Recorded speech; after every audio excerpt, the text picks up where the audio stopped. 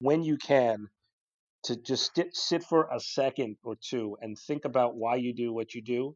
Think about your personal values and the values of the company, right? And use those sort of as the filter for decision making.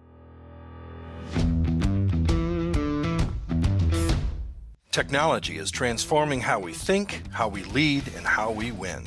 From Intervision, this is Status Go, the show helping IT leaders move beyond the status quo, master their craft, and propel their IT vision. Hello, this is Jeff Tunn. Welcome to this special edition of Status Go. Our world has changed. It has changed faster than any of us thought possible 2 weeks ago. Businesses closing their offices, restaurants, bars, and entertainment venues shuttered, major sports events and leagues canceled or on hiatus. No one could have imagined this start to 2020. Our social media streams are filled with news of the coronavirus, some ominous, some helpful, some uplifting. Two of the most uplifting posts I have seen this week came from the same person, or should I say, the same dude. I'd like to welcome Dave Linn, the gratitude dude, to the show. Dave, great to have you here today. Great to be here. Really great to be here. Dave, I want to get to your background and especially the moniker of Gratitude Dude. But first, I want to talk about a couple of your posts. The first one, I think, was actually one from the college where you work that you shared with the broader community. And I'm going to indulge just a little bit and read the third item, the third bullet point from that list, which was do not read about best practices for distance learning. That's not the situation we're in. We are in triage mode. Distance learning, when planned, can be really excellent. That's not what this is. Think about what you must cover and what might be expendable. Thinking you can manage best practices in a day or a week will lead to feeling like you failed. While I know this was aimed at distance learning, I would love your thoughts on applying this and the rest of that post, frankly, to those who have found themselves working from home and leading a workforce that is working from home. How do you talk to that audience, Dave, and how do you relate these bits of wisdom to that group? Yeah, so I think they're certainly parallel. Teaching is one thing, but everything we're talking about is connection, right? Whether you're teaching, whether you're interacting with your teams, whether you're instructing somebody or getting feedback or a problem or dealing with a client, most of us now are doing that mobilely, virtually, and the challenges are similar. I think the what I loved about what the college had sent out, it's actually the university that sent it out, and I paraphrase it just to get it within the some of the LinkedIn character limitations. But what I loved about it was they're coming from the place that you're talking about. Like this is an emergency or a triage situation, and we got to make it work and work okay for now. Then we could Yeah. work on getting great. But I think one of the biggest challenges is that there are people who are very accomplished in whatever it is that they do. I'll give you an example. I actually spent some time yesterday with a fellow college professor who's very accomplished, and he actually is a judge, an elected judge in the city of New York. This is a significant position, someone very, very bright person, a bright individual, Right. and he had no clue what was going on. And I worked with him on the software that they're using there, and I kept telling him, I'm not going to use his name, but yeah, Sam, you know, this is not going to be the way that you run your courtroom. This is going to be something that has to work now, and we Yeah. have to put some emphasis on speed. So I think that that's really, really a great starting point. And then I think it's sort of understanding the differences between virtual communication versus real communication. And I think that one of the problems that often arises is, especially in situations like this, where there's time pressure and all the other things going around. And we're probably doing a lot more than we would do even in our regular workplaces, because in our regular workday, we may be dealing with work crises, but we're not dealing with global crisis and how that Right. affects our Right. workforce, right? So we're actually doing more things. We may have more time. We don't have commutes, maybe, and things like that, but we're dealing with more things. And I think there's a tendency to say, okay, everything has to be all work, right? Get on the call and let's jump in. and let's work, work, work, work, work. Yeah. Um, and that's a challenge. I mean, I know you mentioned when we spoke previously how you had some party planned for the team before this all happened, Right. right? I Yeah. think it was an Yeah. NCAA party, right? Yeah, exactly. Exactly. That was supposed to be today. Right. So there you go. And instead of saying, well, now, you know what, now we're in crisis mode and now we're going to be sitting in front of our computers and working and staring at each other's faces, you found a way to keep that, right? And that's so Yeah. Yeah. critical to culture and connection because, there's a distance when we're working virtually. And one of the challenges for that is that we lose a little of the personal touch. So we have to try harder to do that. I mean, one of the things that Yeah. we're doing, I work with a team as the chief purpose officer of a company called Advantages, and we have check-ins every morning now and every afternoon, and we try to keep them light. Work stuff is going on all day, so we're checking in. How's everybody doing? How's everybody feeling? And now we're doing sort of like giving each person a thing to talk about in advance. Like either a fun thing, just one on each. We did a thing where the last person on the call has to do something silly or fun or stupid. To Oh, that's encourage. great. I'm gonna have to use that for Yeah. my next staff meeting. Of course, the first person that came last was like the nicest person in the world. So we made a thing that she had to say something mean about us, Oh gosh. which was Yeah. great, because Uh, and we have little things come up with an acronym. Give us a tip of work like we're talking about today. Give us a tip that you've developed to the each someone on the team. What have you developed?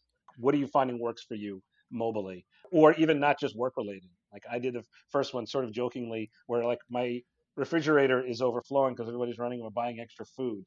So that's number one on the gratitude, dude. Let's be grateful that we have the ability to do that if we can. But I've yeah. got no space left. So I just took out my egg carton. There were only 4 eggs in it, and I cut down my egg carton by 2/3 and made some space. Nothing to do with Uh-huh. work, but it's a way of all of us connecting. And I think that those two things, not thinking you have to be perfect and not thinking you're going to be as good at it as you are at all the other things that you're amazing at. And you'll get there. Most people will get there. But, Yeah. you know, good being the enemy of the perfect is very applicable here. I love that. You're a lot healthier than I am. Yesterday, I cut down a package of Oreo cookies so they'd fit. Yeah. I also did, but I cut them down by eating But two same thirds of them. thing.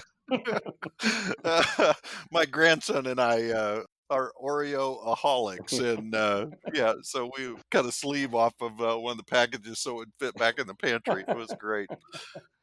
And I mean, that's kind of the other thing that you're talking about there is to make things light. And I've been on conference calls, and I know LinkedIn especially has all kinds of posts from people that are talking about let's be a little bit forgiving, let's be a little bit light. There's dogs, there's cats, Hmm. there's Yeah. kids running in the background, because not only are we faced with this almost mandatory work from home, schools are closed. Yeah. So Yeah. now your kids are home and you're having to deal with that. I live in Indiana, and our governor just announced a few minutes ago that schools are going to be closed at least until May 1. Yeah.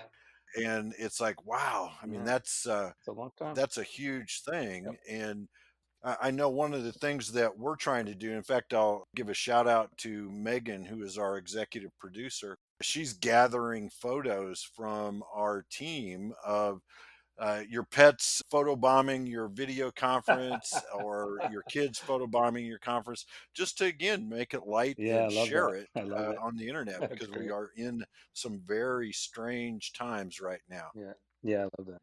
The other post that you wrote, Dave, and this is probably, I would guess, more in line with your moniker of the gratitude dude. And that was the post that you wrote on Sunday, where you started off with the analogy of being on an airplane, which that's a whole nother story Oh right yeah, now. for But sure. being on an airline, when they talk and give the safety instructions about put your own mask on, and then help someone next to you, could you kind of talk us through that post?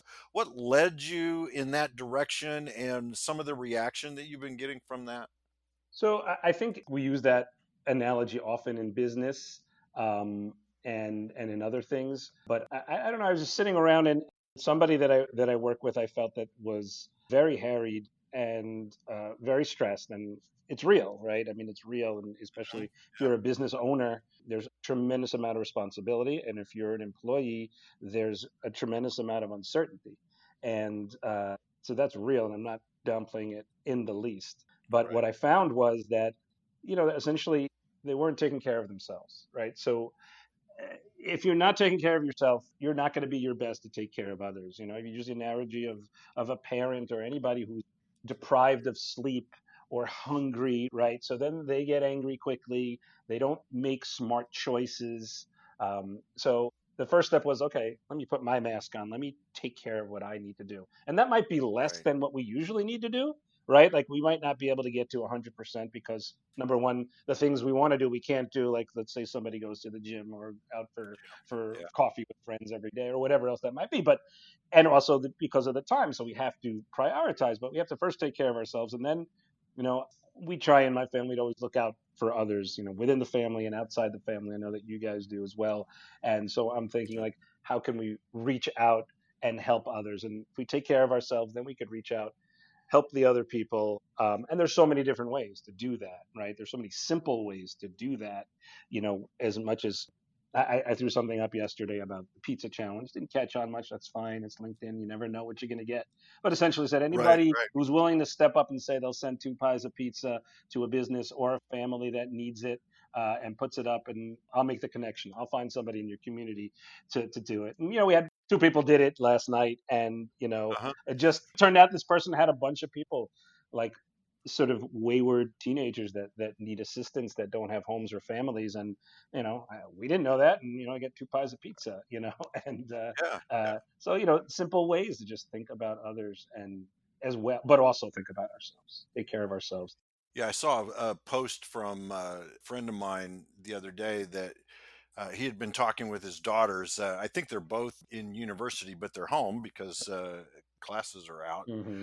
But they pooled their resources together and said, okay, they had $2,000 and they'll give $100 to a family in need. Just send them an email with the reasons, and between the three or four of them, they were going to help folks out with just a little bit of cash, which I thought People, that was yeah, amazing. people are amazing. They really are. Yeah, yeah.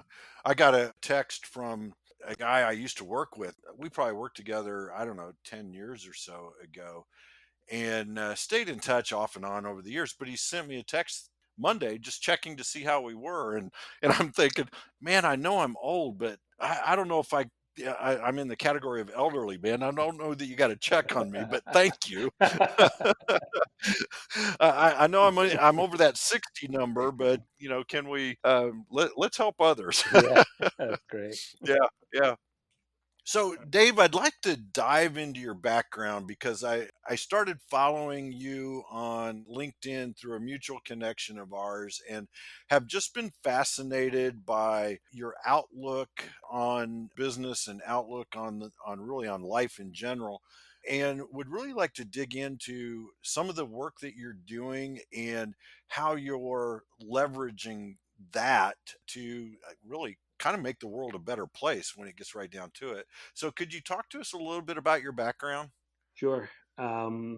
So, I have a legal and a business background and training, and sort of long story, but I won't go through the whole story, but it sort of a surreptitious way sort of got together with somebody that was looking to create something in the nonprofit space, to sort of a for-profit company, but aimed at giving nonprofits opportunities to raise money where they otherwise didn't have it. And it was a very much of Mhm. a collaborative idea, which grew into the Generosity series, which I co-founded, and I'm the COO over there. And essentially, I mean, just in brief, it's instead of having a live 5K run walk for one organization, we'll put them together Mhm. and do one event in each city with 20, 25 organizations, but yet each organization is doing their own fundraising and sort of having their own mini event, but allows us to collaborate and share. And for me, like I have a purpose statement that I live by that I think is essential to me, which is to give to and share with others so that together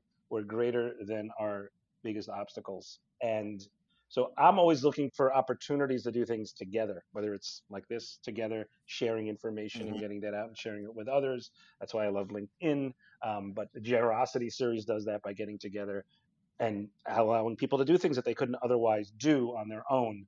Um, Right. that was something that was amazing for me. And I, even though I said it was sort of surreptitious, I find that, with anything that's really at your core, it's always there, but it gets to the point where you're starting to open your eyes up to those opportunities and seeing things where you didn't see them before. Right. So I talk a lot about purpose. I have one of the roles I Hmm. play is a chief purpose officer for a global branding and marketing company. And we always say that someone else doesn't tell you your purpose. They might help you uncover it. It was always there. And when something is in there and then you get exposed to it, you feel that aha, you feel that connection. And if you're fortunate enough to be able to turn that into a business, then that's amazing, right? Where you could support Oh yourself yeah, and yeah. then and do it and be happy every day. And I always say if we're doing well, the world is doing well because we've got 140 some odd nonprofits that we work with in every single type of, you know, category or silo you could think of. So you know, that's where my heart is still. That's my main Yeah, yeah. business. And then what happened through that was I had some charities in Atlanta. Some I don't even think they were clients yet. And they asked me to do around the time of Thanksgiving. They asked me to do like a workshop on writing donor thank yous. So I said sure, and I started doing research and preparing. And it really hit me hard that it's always around the time of year that we start talking about these things, right? And that's, Yeah. I'm not against Thanksgiving. I think it serves a great role and it's an important wake up call for us. But if we, Hmm. and I'm not saying these people are, but if you are only sending thank you letters to donors at the end of the year, you got bigger problems, right? You've got to be showing your Right. gratitude throughout the year. And for me, it became about, let's awaken our personal gratitude because then it's going to come through professionally. Then it's going to come through, in the nonprofit space. So I asked for permission to sort of spin it out and create a gratitude workshop that's much more focused on the individual. And then at the end, give you some tools for writing a letter. And it was very well received. And I felt like it had to be, any workshop has to be practical. So at the end, I busted out my stationery and I brought stamps and I said, okay, now we're going to write a personal gratitude, Oh, letter. nice. And now I do that in all my gratitude workshops, and that's where I get my best feedback. Where people, literally, people, this changed my mother's life, or the way, if they've repaired relationships or just gotten deeper relationships. Um, so that for me, I caught on fire with that, and then I sort of spun that out. Now I do full-blown gratitude workshops in the nonprofit and for-profit space, on-site or open seat type things. I do the five languages of appreciation in the workplace, which is a parallel of the five love languages for the workspace. So do that type of stuff and trying to, you know, spread the love. Yeah, make a difference. Make a difference. Yeah. So your nickname or your hashtag gratitude dude, Yeah, um, that's another story. where was that born? Did you come up with that? Did someone kind of lay it on you? How'd that happen? So um, a few years ago on my birthday, they have these like Facebook birthday fund. You dedicate your birthday on Facebook and you ask Oh yeah, people to write. So you can't really do that when you've got 100 and some odd charity partners because you can't show favoritism, right? So it was my right. birthday, and I decided, you know what, I'm just going to put out there, for my birthday, if you're going to do something for me, write a gratitude letter to somebody in your life. I don't even need to know about it, right? I did came back. I mean, a lot of people reached out for me afterwards, and I know people that did do it. Unbeknownst to me, when my wife saw the post, and it's funny, we're not big Facebook people, and we have one account, and like both of us almost never look at it, but she saw it. So she, behind my back with my kids, went to my friends and family and coworkers and said, "Hey, would you write a gratitude letter to Dave Oh, for his birthday?" Yeah, and then they uh-huh. collected them, they typed them up, and they got a box and a bow. I think they did this all same day, I think. And then, when we sat down for dinner, whatever it was, they gave it to me, which, of course, very impactful and is still the greatest gift that Oh I yeah, ever yeah. received. But one of them was a letter from a distant family member who's a very close friend. And at the end, he wrote about our relationship and whatever. And at the end, he said, "Thank you for teaching me that gratitude is not a platitude, it's an attitude of great magnitude." Dude, um, So when I called him, and spoke to him, and we were riffing a little bit, and it came out, I think, from me, gratitude, dude. And I Uh-huh. said, well, I got a marketing background that works, Yeah, and yeah, uh, yeah. and that's where it went. That's where we got there. Oh, that's excellent. And I'm guessing, no tear was shed when you opened up that box Not even of one. letters. Not even one. Yeah, I don't believe that for a minute. I I want to get back to something that we talked about on our pre-call, Dave, and you mentioned it briefly. The generosity series where you get a group of nonprofits together and you kind of share the infrastructure, whether it's a 5K race or whatever event. Given today's world, knowing that that has changed dramatically in the last few weeks, how are you shifting? What's your pivot? What are you trying to do with those? Because my guess is you had several events on the calendar coming up. Yeah. We schedule out 12 to 14 months in advance, right? So, Mhm. and right now we're in 9 different cities. I'm in New York, and we do 2 events in California. So, you're not only juggling all these different events with all different, um, you know, governmental agencies involved in different states, and different levels of alert. So it is challenging. Our closest event is in May. It's about 2 months out. Okay. Under current circumstances, it would not go forward. It is, probably an event we're looking at 1,000 people at a live event, standing on top Right. of each other. So it's a challenge because we don't know yet what's going to be. We have very concerned charity partners, clients, as well as Yep. participants. Every day we're getting calls, and what we've done is we've decided one major thing is that we wanted to give people options. I think also any of this stuff, whether it's teaching in the college, whether it's your day to day business, the fear level is high. And even if you're like, I'm a pretty calm person, right? But we have to realize Yep. what it feels like for other people. Like it's that, the empathy bone. And I had a Right. call this morning. I had an onboard this morning for a client in an event in June, and they're very concerned, right? So we want to first understand their concern. You have to communicate a lot more than Yep. usual. And I told them that we are checking this day to day, and then if there's something when it changes drastically, we will let you know. But otherwise, we'll check in every week and just say this is where we are now. But we wanted to give options. So what we did for this one event that is most likely to be canceled, which is the one in May, was number Yeah. one. Luckily for us, it's an event that's here in New York City, and then we have another New York City event in November. Now, November is far enough away that at least people can think about it. We don't know what's going to be, Right. but it's not as scary as May. So we're giving them the options to roll that over. Usually there's a significant cost to do that because there is a lot of work for us. But we're Hmm. waiving those costs for those that choose to do that. And then, perhaps more relevant to this type of call, is we're working on a contingency for virtual events, right? Or a virtual Okay. event, Yeah. as because the goal here is to give the charities the continuing opportunity to raise money, and they're going to take a significant hit no matter what happens in this, right? They're all going to. Right. And to lose an event, they're losing many events. If they have a gala, any other live event within the next 3 months, they probably have to cancel because they can't afford to carry it on their own.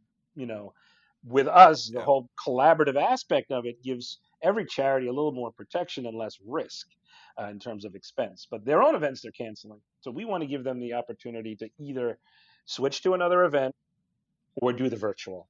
And I think the virtual is a very, very nice option. The statistics are pretty good that you can almost maintain complete fundraising, maybe save a few Huh. bucks. Yeah. And in this world where there are options for all different types of applications and programs, it's probably something that we would want to institute anyway at this point. Yeah. Yeah. I sit on a couple of nonprofit boards here in Indianapolis, and both of them have had to cancel events that were scheduled for April. And in one case, it's the major fundraiser Yeah. of the year Yep. for that nonprofit. And we're just now beginning to wrap our head around what do we do as a result of that, because like most nonprofits, uh, you don't have a large cash reserve Hmm. to fall back on like perhaps some businesses do. So it is challenging. Yep. 100%.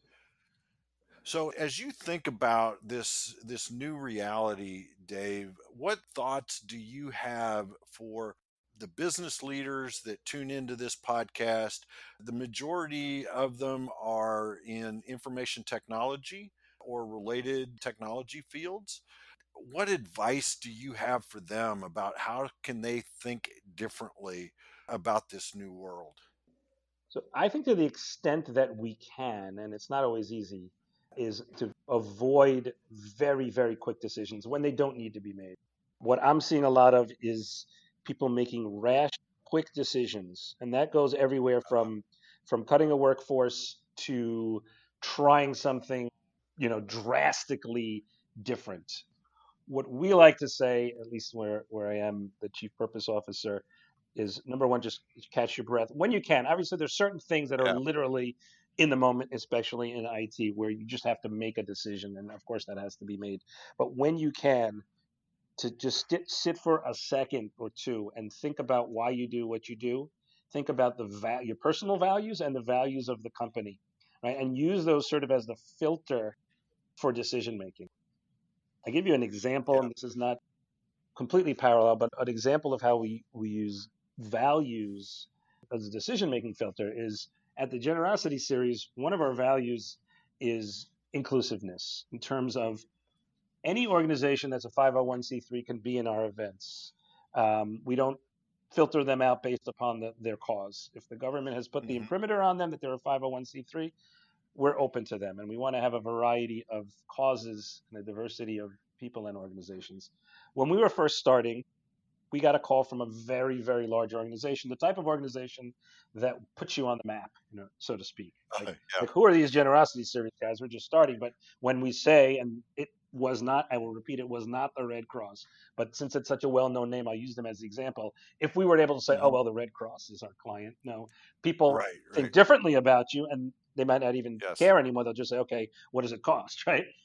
This was the Right. type of Right. situation we Right. were in. And this organization came to us and said, we're interested in joining this event, but we want to be the only charity of our cause in the event, right? And let's Uh, say it's yeah. international relief. Now it Yeah. was the money was good, and the having the stamp of approval was excellent.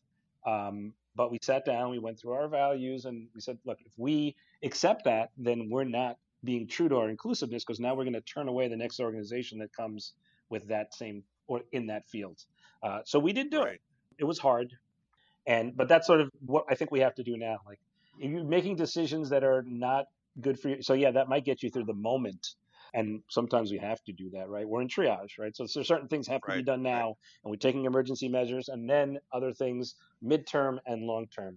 And I think if we sit down and think about why are we doing things, and also don't make individual decisions, even if you're the owner. Yeah. Have a mentor, have a coach, have a friend or a coworker, or someone in the C-suite, whatever it might be. I know I've been talked out of decisions that would have been bad, and I know I've talked people out of decisions that would have been bad, because we're looking at them from different perspectives, and two heads are better than one. Yeah, you need that variety of input so that you do get those different perspectives. And I love what you said about take a moment and think about your values, because it's truly these times that help forge our values and make them real, right? Because otherwise they're just a platitude. Yeah. It's when they're put to the test that they become real. I love that concept. Dave, we are just about out of time, and I always like to wrap up the show with a final question, which is really a call to action. And it seems it seems odd to be asking this in this environment, but usually what I ask is, what's one thing our audience should do differently tomorrow because they listened to us today? So I'm going to twist it just a little bit and say, what's one thing that our audience should do right now because they listened to our conversation today? Hmm. That's a great question. So I'll take it into, and we spoke about a few different things. I'll take it into the gratitude world because I think that will help us personally and business wise. And I would say reach out to one person, whether it's by phone, whether it's by I like letter, that. and just give them not only the check in, but give them gratitude about something that they've done for you recently or in the distant past. There's many people that we've overlooked. I think once we do that, it energizes us, it energizes them, it picks everybody up, and it gets back to putting your mask on first. Like if you're practicing gratitude, you're getting better with yourself, and at the same Yeah. time you're helping others. So I would say reach out for someone. I actually put a LinkedIn post up today about writing a letter to somebody, because I think letters, especially now when everybody's glued to their screen, if you get a letter in the mail, it's like, whoa, what the heck is that? Yeah. You Yeah. know, assuming they're still delivering mail, but Oh, yeah. Yeah. but if you get that, that's going to be a wake up when that shows somebody thought about you and took a moment of time, and it's going to stand out from all the digital input and stimulus that we're all experience at hyper levels now. Dave, that is great advice and great thinking on your feet like that. I like that. And in fact, I'm going to take that to heart. Ah, there And you go. when we get done, I'm going to pull out my thank you cards, my note cards, and I'm going to write somebody a handwritten thank you note and get it in the mail today. And Awesome. I want to challenge our listeners to do the same. In Awesome. this day of sending an email, as you were saying, Dave, a handwritten note just means that much more. Yep. Yep. I'm glad I chose that instead of cutting down your eggs Yeah, exactly. as my final point.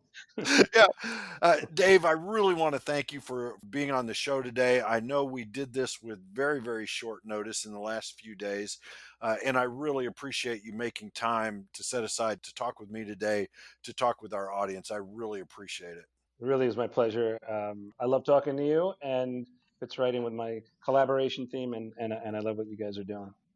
Well, thank you again. And to our audience, please be safe. Take care of yourself, take care of your family, then take care of your business. If you have thoughts that would be helpful for others to hear about dealing with this new normal, please comment, send us an email, or find us on LinkedIn. Go to intervision.com. The show notes will provide links and contact information. This is Jeff Tunn for Dave Linn. Thank you very much for listening. You've been listening to the Status Go podcast. You can subscribe on iTunes or get more information at intervision.com. If you'd like to contribute to the conversation, find Intervision on Facebook, LinkedIn, or Twitter. Thank you for listening. Until next time.